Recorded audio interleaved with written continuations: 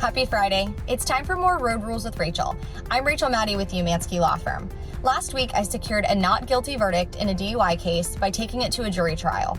And during that trial, the prosecutors and the officers tried to convince the jury that my client exhibited indicators of impairment by the way he retrieved the documentation requested from the officer. And what do I mean by that? Well, when we're pulled over, we're usually asked for three things: license, registration, and proof of insurance.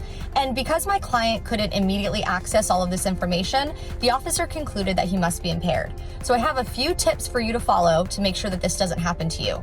Number one, keep your driver's license in the same spot in your wallet all the time. Try to avoid moving it into different locations. And don't keep it somewhere where it's going to be difficult for you to pull it out on request, because that could appear like you're fumbling and it'll make you even more nervous. Second, your registration. I keep my registration in the front pocket of my owner's manual. I don't fold it and I don't keep it with any other paperwork. That way I always know exactly where it is and it's easy to retrieve and hand over to the officer, and I don't risk handing him something else.